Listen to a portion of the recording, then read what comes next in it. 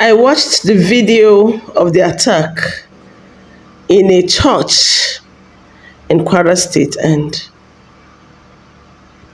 I was cold down to my bones. And I asked questions. How did we even get here in the first place? How? How did we even get to this point in the first place? Nigeria is very, very unsafe. And it's very pathetic when you see leaders go on national televisions to lie. You're lying that people are not being killed every day. You're lying that people are not being attacked in the churches. Thank God this one happened now. You all have been lying. And finally, these guys, these bandits, are beginning to come out to say, okay, since they are lying, let's show them. Now they are doing it in the churches, broad daylight. I watched that video. I can't even post that video here. I watched that video once. I can never watch that video again in my life. It terrified me. I saw young children. I saw old women who were confused. They don't even know where to go again. They don't know where to run to. They were just wandering inside the church until they made their way out, obviously out to where they were now finally kidnapped and taken to the bush or taken to wherever. In Nigeria, this thing happened in the afternoon, not even in the night. Nigeria, my country. Are you all still safe with this country? Now who they lie for themselves, say make una no japa. At this point, if you have money and you decide to stay in this country and you die in this country, you will live with that guilt forever. Or you have money and you decide to keep your children here and something happens to them, you will live with that guilt for the rest of your life. Whether you like it or not, Nigeria is not safe. It doesn't matter what they are saying. Africa is the waiting of tomorrow. People are beginning to look at Africa. They want to come and be investing in Africa. Nobody is coming to do any investment in Nigeria. Nigeria don't cast everywhere. They are now talking about Nigeria. They are now talking about the killings. They are now talking about genocides happening everywhere. And somebody will tell you, where are you going to? You're supposed to stay here. What if your mother was among those ones that were taken out? What if your sisters were in that boarding school? In that boarding school in Kebbi State, where they raided them in the night. It reminded me of sometime in 2004, when I was in secondary school.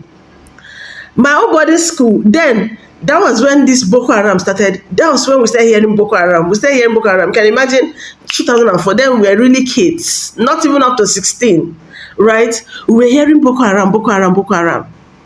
And then all we know is, these people don't like formal education. That is what we knew about Boko Haram as at that time, right? We sometimes in the night, in the hostel, we hear sounds like, they might attack our school. And our school is directly on the road. It's a boarding school. If they come, what will happen? Thank God they never came until we left. I think they attacked later after we've gone. And right now, that school is like shut down. Very big school, shut down, all because of these people. When this KBO happened, it brought back the memories of when I was in secondary school. Sometimes I imagine, if it happens, how would we do? What would we do? I feel their pains. Imagine sleeping in the midnight and these people woke you up. Hey God, Jesus. At that point, you don't have a mother there. There's no father there. Probably maybe you have a sister there, or maybe you don't even have, you're the only one. What would you do? Trauma. Nigeria is not safe again. Our leaders are now lying, broad daylight liars. They will go to the national television and lie that nothing is happening.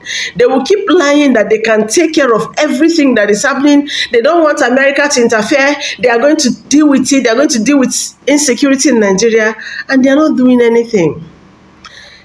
I think their plan is to make sure they wipe out everybody in this country. And let me tell you, if you keeping quiet, you have a platform, you have a page or a profile, and you cannot speak up, they will tie you, they will end you in this same country. And there's nothing you can do about it, my dear. There's nothing you can do about it. If you look at it, it's so glaring that they want everybody to. They collected all our resources, so the money, we're not seeing it. The next thing is our safety. We don't have good hospitals again. We are not even safe in our homes again. You can imagine. I don't stay in the north. I don't stay in the southeast. But before I go to sleep, I must make sure I go and check that everywhere, even down to the toilet. Sometimes I want to make sure that everywhere is locked. You're not safe again in this country. You're not safe. You don't even know what will happen when you're in church again. That's how bad it has become. And so many of you are keeping quiet. Is well. If you think Nigeria will be better, I don't see Nigeria getting better at this point. This whole thing started 2000 till now, and they keep saying it will be better. It will be better. Yaradua passed. As soon as Yaradua passed, this country is poised, irrecoverable. Like, you cannot recover this country again. Everything in this country.